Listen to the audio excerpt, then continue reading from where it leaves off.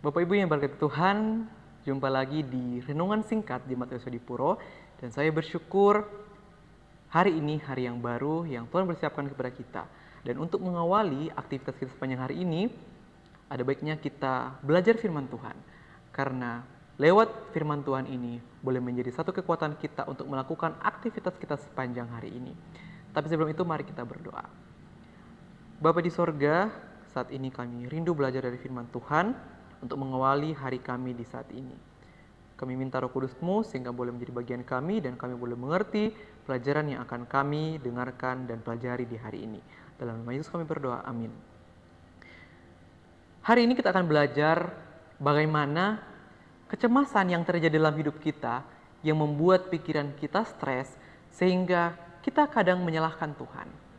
Dan ayat yang saya ambil di dalam Filipi 4 ayat 6 mengatakan, "Janganlah hendaknya kamu khawatir tentang apapun juga, tetapi nyatakanlah dalam segala hal keinginanmu kepada Allah di dalam doa dan permohonan dengan ucapan syukur."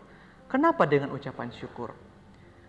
Ucapan syukur itu adalah suatu makna yang penting ketika kita beraktivitas dan ketika kita di dalam suatu kehidupan rumah tangga. Mengapa demikian? Karena ketika kita memiliki kekhawatiran yang berlebihan, berpikir, kenapa Tuhan memberikan saya ujian seperti ini? Atau khawatir tentang masa depan kita, khawatir tentang apa yang akan kami pakai, apa yang akan kami makan, apakah kita akan diberkati Tuhan melalui pekerjaan yang kita lakukan. Kadang kita merasa frustasi sampai stres. Tapi di sini katakan melihat bagaimana ketika kita memiliki pergumulan, di sini dikatakan sampaikan di dalam doa, tapi dengan ucapan syukur. Kenapa demikian? Kita boleh belajar dari Ayub. Ketika dia memiliki banyak pergumulan, tapi dia menerima itu dengan ucapan syukur. Dan apa yang dikatakan? Bahwa kenapa kita hanya mau menerima yang baik saja, sedangkan yang jahat tidak? Itulah pentingnya di sini kita akan tekankan bagaimana obat yang Alkitab akan katakan ketika kita menghadapi anxiety atau kekhawatiran berlebihan. Kekhawatiran adalah hal yang sangat manusiawi. Kita khawatir tentang masa depan, keluarga, pekerjaan, kesehatan, bahkan hal-hal kecil sehari-hari. Namun firman Tuhan mengingatkan kita bahwa kekhawatiran tidak akan menambah apapun dalam hidup kita. Ketika kita khawatir, apakah akan bertambah sesuatu dalam hidup kita? Tentunya tidak. Matius 6 ayat 27 mengatakan, justru kekhawatiran seringkali mencuri sukacita, merampas damai sejahtera, dan membuat hati kita lelah. Saya mau bertanya kepada Bapak, Ibu, dan saudara-saudara yang menyaksikan. Ketika kita khawatir, apakah kita memiliki damai? Apakah kita memiliki sukacita? Tentunya tidak.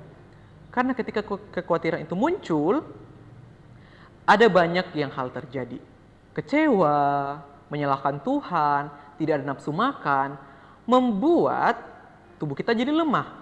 Itulah nanti akan kena di penyakit MAH atau GERD. Dari GERD itulah muncul penyakit-penyakit yang lain. Yang paling pertama itu stres, pikiran kita. Itulah mengapa kita harus menjaga pikiran kita. Ketika kita khawatir, ubah dengan hal-hal yang positif. Melakukan pekerjaan, melipat baju, atau menyapu halaman. Dari hal-hal yang kecil ini, hal-hal positif yang kita lakukan, itu akan mengalihkan pemikiran kita untuk khawatir, untuk menyalahkan Tuhan, untuk marah-marah kepada keluarga. Karena akar ketika kita frustasi atau kekhawatiran, itu pasti bisa mendapat jangkauan luas, seperti marah kepada anak, itu untuk orang tua, atau anak marah kepada orang tua, itu adalah hal manusiawi. Karena ketika kita khawatir, kita hilang sukacita. Dan di hari ini, tentunya kita sangat-sangat bersyukur boleh mendengar firman Tuhan ini mengajarkan kita semua bahwa ketika kita khawatir, obat yang Tuhan siapkannya itu apa? Bersyukur. Sebagaimana kita sudah bacakan tadi, bahwa sampaikan permohonan kita dengan bersyukur. Dan karena dari hati yang bersyukur, kita akan merasakan kedamaian, merasakan sukacita. Sehingga anxiety, kekhawatiran itu tidak akan muncul dalam pikiran kita. Dan ketika itu muncul, kita harus ubah pemikiran kita jadi hal-hal yang positif. Atau kita boleh keluar rumah, jalan kaki, menghirup udara segar, membuat kita hati tenang. Jangan kita dikalahkan dengan kekhawatiran. Karena ingat, Tuhan telah berjanji, Jangan khawatir, karena Tuhan akan menyiapkan semuanya untuk saya dan saudara. Kiranya Tuhan memberkati kita semua. Bila menjadi pelajaran yang indah bagi kita di hari ini, Tuhan memberkati.